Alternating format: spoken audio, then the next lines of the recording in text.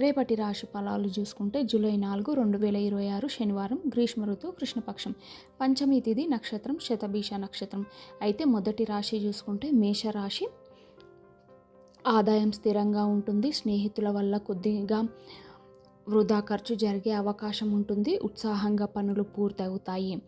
అయితే సమాజంలో మంచి అభిమానం లభిస్తుంది. హనుమాన్ చాలీసా చదవండి లేదా శివాలయ దర్శనం చేసుకోండి. తదుపరి రాశి వృషభ రాశి. నిర్మాణ పనులు ఏవైనా ఉంటే వాటిని నిలిపివేయడం మంచిది. ఉద్యోగంలో పని భారంగా పెరిగినప్పటికీ మీ సామర్థ్యంతో అధికారులు మిమ్మల్ని మెచ్చుకునే అవకాశం కనిపిస్తుంది. వ్యాపార విస్తరణకు ఇది అనుకూలమైన సమయం. ఇష్ట దైవాన్ని నమస్కరించుకోండి. కుదిరితే అన్నదానం లాంటిది చేయండి, మంచి జరుగుతుంది. తదుపరి రాశి మనం చూసుకున్నట్టయితే మిథున రాశి.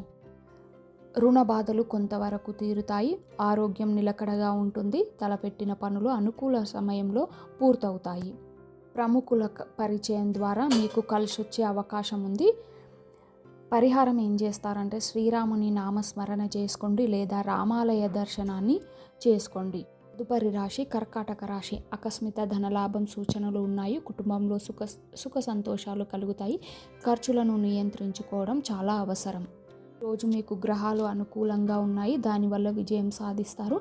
అయితే లక్ష్మీదేవిని ఆరాధించండి లేదా నరసింహస్వామి స్తోత్రాలను చదవండి. తదుపరి రాశి సింహరాశి. ఆర్థిక పరిస్థితి బాగుంటుంది. మీ మనోబలంతో కొత్త పనులు ప్రారంభిస్తారు. వ్యాపారంలో ఒడిదుడుకులను అధిగమిస్తారు. ఇతరుల విషయాలలో తలదూర్చవద్దు. పరిహారం ఏంటంటే సూర్యనారాయణ మూర్తిని నమస్కరించి అర్ఘ్యం ఇవ్వండి లేదా సూర్యాష్టకం చదవండి. తదుపరి రాశి కన్యా రాశి. అనవసర వ్యవహారాలకు దూరంగా ఉండండి. శ్రమకు తగిన ఫలితం అందుతుంది. ఆర్థిక వ్యవహారాలు మిశ్రమ ఫలితాలు ఉంటాయి. మీ కృషికి గుర్తింపు లభిస్తుంది. పరిహారం ఏం చేస్తారంటే నవగ్రహ దర్శనం చేసుకోండి. కుదరకపోతే శనిదేవునికి తైలాభిషేకం చేయండి. ఇబ్బందులు తొలగిపోతాయి. తదుపరి రాశి తులారాశి. పాత మిత్రులను కలుసుకుంటారు. ఆర్థిక వ్యవహారాలు కొంత జాగ్రత్త అవసరం. కోపాన్ని తగ్గించుకోండి. సౌమ్యంగా మాట్లాడండి. వివాదాస్పద అంశాలకు దూరంగా ఉండండి. నవగ్రహ స్తోత్రాలను చదవండి లేదంటే నల్ల నువ్వులను దానం చేయండి. తదుపరి రాశి ఉద్యోగం ప్రశాంతంగా సాగుతుంది. వ్యాపారంలో అంచనాలకు మించిన లాభాలు ఉంటాయి. సమాజంలో గౌరవ మర్యాదలు పెరుగుతాయి. ఆర్థిక మరియు ఆస్తి వ్యవహారాలు బాగా కలిసి వస్తాయి. సుబ్రహ్మణ్య స్వామిని ఆరాధించండి లేదా అభిషేకం చేయండి.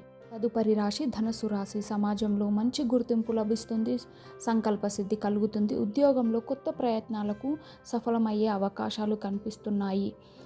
వ్యాపార లాభసాటిగా సాగుతుంది. వెంకటేశ్వర స్వామిని స్మరించుకోండి లేదంటే విష్ణు సహస్రనామ పారాయణం చేయడం చాలా మంచిది. తదుపరి రాశి మకర రాశి. శని ప్రభావం వల్ల రోజు ప్రారంభంలోనే కొద్దిగా ఒత్తిడి ఉంటుంది. కాకపోతే సాయంత్రానికి పరిస్థితులు అనుకూలిస్తాయి. ఆహార నియమాలు పాటించండి. తొందరపాటు నిర్ణయాలు తీసుకోకండి. ఏం చేస్తారంటే శనివారం నాడు కాబట్టి శివాలయంలో నల్ల నువ్వుల దీపం వెలిగించండి లేదంటే ఓం శం శనేశ్వరాయ నమః అని స్మరణ చేసుకోండి. తదుపరి రాశి కుంభరాశి. నూతన పనులను ప్రారంభించడానికి అనుకూలమైన రోజు. సకాలంలో బాధ్యతలను నెరవేరుస్తారు. అయితే కోర్టు లేదా వేరే ఆస్తి తగాదాల్లో అనుకూలమైన వాతావరణం ఉంటుంది. హనుమంతునికి తమలపాకు పూజ లేదంటే సింధూర ధారణ చేయడం మంచిది. తదుపరి రాశి మీనరాశి. దూర ప్రాంతాల నుండి శుభవార్తలు వింటారు. ఆదాయ మార్గాలు మెరుగుపడతాయి. కుటుంబ సభ్యుల మద్దతు లభిస్తుంది. ఉద్యోగంలో అనుకూలమైన మార్పులు ఉంటాయి.